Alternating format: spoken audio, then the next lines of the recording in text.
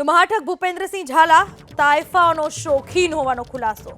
જન્મદિવસની ઉજવણી સમયે ઠગ ભૂપેન્દ્રસિંહ ઝાલાએ પહેર્યો સોનાનો તાજ અને સોનાનો તાજ પહેરી મહાઠગ ભૂપેન્દ્રસિંહ ઝાલાએ જન્મદિવસની ઉજવણી કરી। આ ભાઈ સોનાનો તાજ પહેરીને જન્મદિવસની ઉજવણી કરતા જોવા મળ્યા અને આ પહેરે પણ કેમ નહીં, કારણ કે ગામના પૈસા જ તેમને અહીંથી ત્યાં ને ત્યાંથી અહીં કરવાના હતા, લોકોના પૈસા ફેરવતા હતા અને અંતે સોનાનો તાજ પહેર્યો હતો અને જેના પૈસાનો સોનાનો તાજ પહેર્યો એ લોકો અત્યારે પસ્તાઈ રહ્યા છે।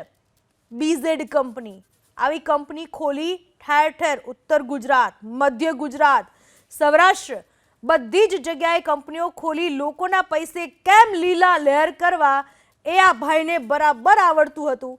સોનાનો તાજ પહેરતો જોવા મળ્યો પોતાના બર્થડે પર ભૂપેન્દ્ર ઝાલા। અત્યારે તો આ ભાઈ ક્યાંક છુપાઈ ગયા છે, ભૂગર્ભમાં જતા રહ્યા છે, ભાગી ગયા છે।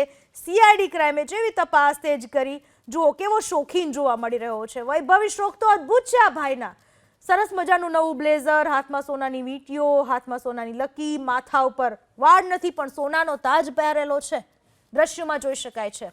લોકોના પૈસાનો રોલ કરી અને કેટલું એ કરતો, નવી નવી કાર્સનો પણ એટલો જ શોખીન છે। મહાઠગ ભૂપેન્દ્રસિંહ ઝાલા તાઇફાઓ કરવામાં તો અદ્ભુત, જુઓ અલગ અલગ કાર છે તેની પાસે, સાથે સાથે સોનાનો તાજ ધારણ કરતો જોવા મળ્યો। પૈસા ક્યાં પોતાના હતા કે પોતાની મહેનતના હતા, એ તો ગામના જ હતા।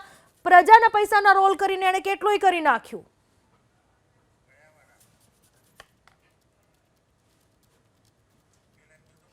દ્રશ્યમાં જોઈ શકાય છે અલગ અલગ વૈભવી શોખ ધરાવતો જોવા મળી રહ્યો છે આ મહાઠગ ભૂપેન્દ્રસિંહ ઝાલા, જે અત્યારે તો હાથમાં નથી આવ્યો પણ CID ક્રાઇમે તેની સામે ફરિયાદ નોંધી દીધી છે અને CID ક્રાઇમના ઇન્સ્પેક્ટરે જ તેમની સામે ફરિયાદ નોંધાવી છે।